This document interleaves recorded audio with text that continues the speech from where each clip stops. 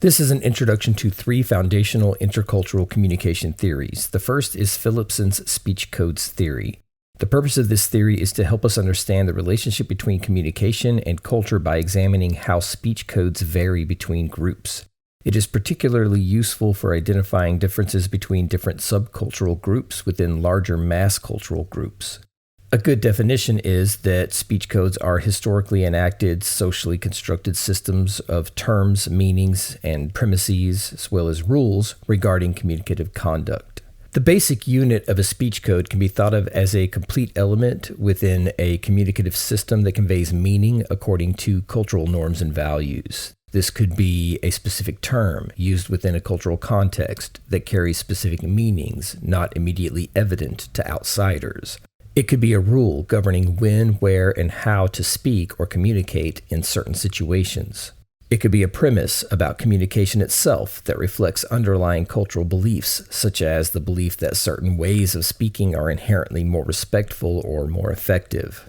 Here is a selection of some of the core propositions of speech codes theory. It's important to remember that as of 2024, Philippson has updated some of these propositions to include upwards of 13. I am only going to cover 4 or 5 of them here. The first is distinctiveness. Each culture has a distinct and unique speech code, one that is clear to members of the culture but may be unclear to non-members. Speech codes serve to delineate between insiders and outsiders. The second is multiplicity. Multiple codes can exist within one community. Each culture and community selects and organizes speech codes appropriate for a variety of situations. The next is substance. Speech codes reveal culturally specific psychology, sociology, and rhetoric. They tell us what a culture thinks about itself and others, how it organizes society, and what it believes about life, and more. Finally, there's interpretation and force. Speech codes guide meaning and regulate communication within a culture.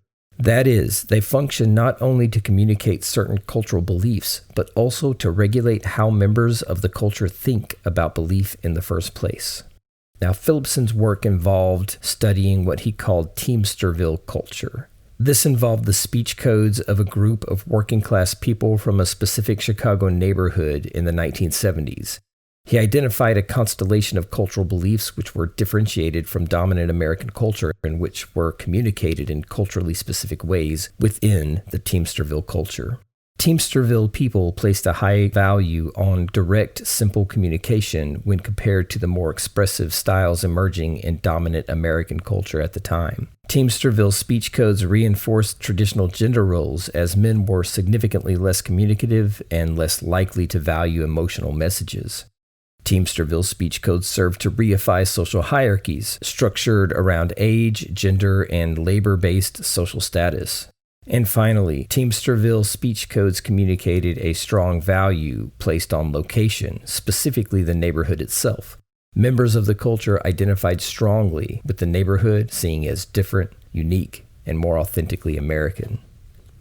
Now let's move on to muted group theory. This theory was proposed by Kramer and extended by Ardner and others over the years, but we're going to focus on Kramer's iteration of the theory.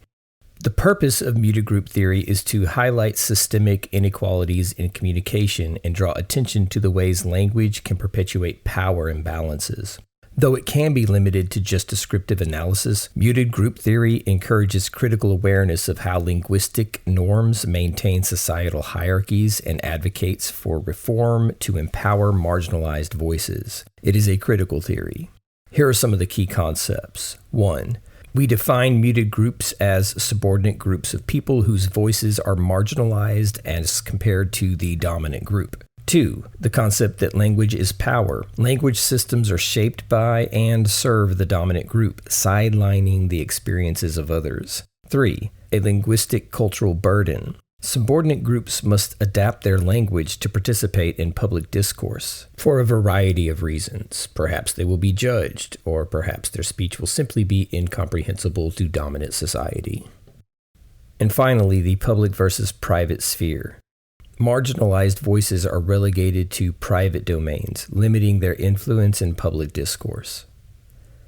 Now, it's important to remember that group theories like this are comparative in nature. So, for example, we might not say that women's voices are entirely muted in every way. Think of the margins on a page of text. It's not that the margins aren't anywhere to be seen. It's that in so many ways, even to this day, they aren't the main text. And in fact, there are some places where their voices are notably absent.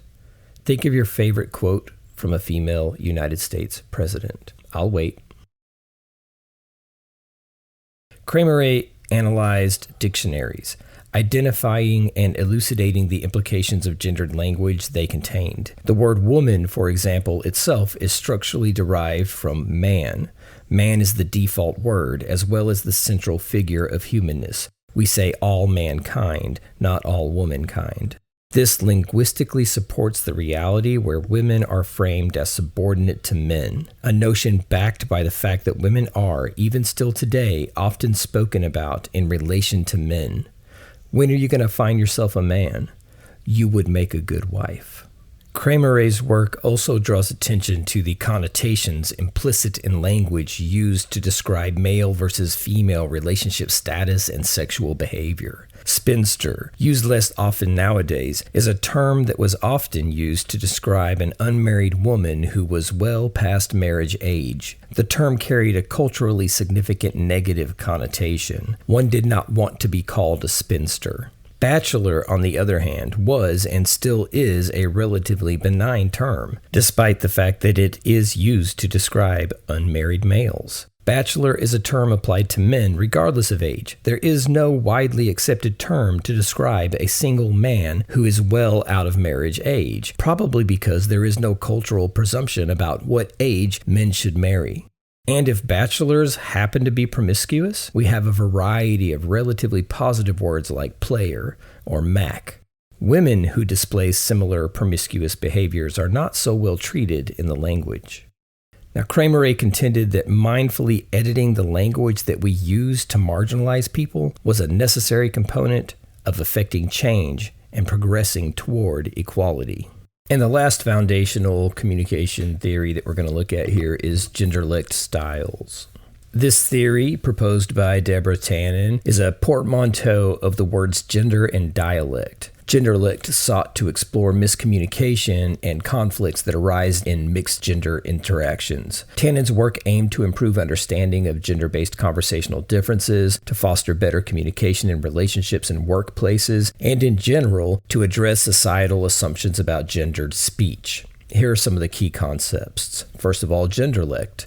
Tannen argued that men and women speak in distinct cultural dialects rather than inherently superior or inferior styles. As a theory, then, Genderlect helps to explore and explain differences without necessarily making value claims or critical observations about power and marginalization. While some of her observations may seem to oversimplify or even valorize aspects of gendered speech, what she was trying to do was explain motivations and give reasons for differences that were taken for granted or misattributed at the time.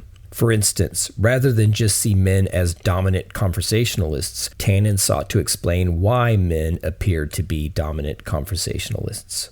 Another concept is cross-cultural communication. Tannen observed that male-female interactions often mirrored cross-cultural communication due to differing communication goals and styles. As such, they can be studied as intercultural communication. Third, conflict and miscommunication.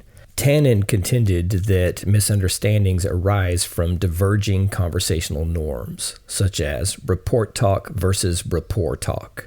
Report talk is typically associated with men and involves the exchange of information and facts as well as competitive one-upping techniques. Messages are designed to establish prestige within a group. This is and was a functional way of communicating in unmixed company. Rapport talk, on the other hand, was more often associated with women and focuses on building connections and nurturing interpersonal relationships. Messages are designed to build and foster connections and create environments of inclusion. This is and was a functional way of communicating in unmixed company.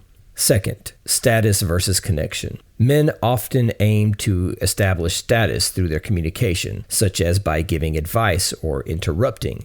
Interrupting wasn't meant to silence the other person necessarily, but to assert one's own expertise on a topic. Men were and are valued for their technical knowledge and leadership prowess, so it is no surprise that they would use talk in this way.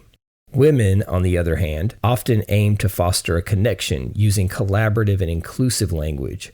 When women interrupt, it is with much briefer comments and often with simple interjections like yes, go on, or tell me more. Women are and were valued for their ability to comfort and listen, so it is no surprise that they would use such talk.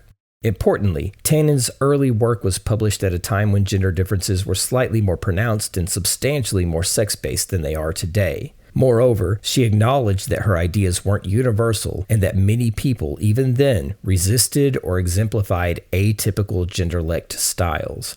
Her work was about averages and generalities, not specific cases. While these theories are all a bit dated, it is important to keep in mind that much of their descriptive and critical power still functions quite well today. Additionally, theory is meant to be a tool. It is entirely appropriate to modify, mix up, and retrofit older tools into more modern shapes.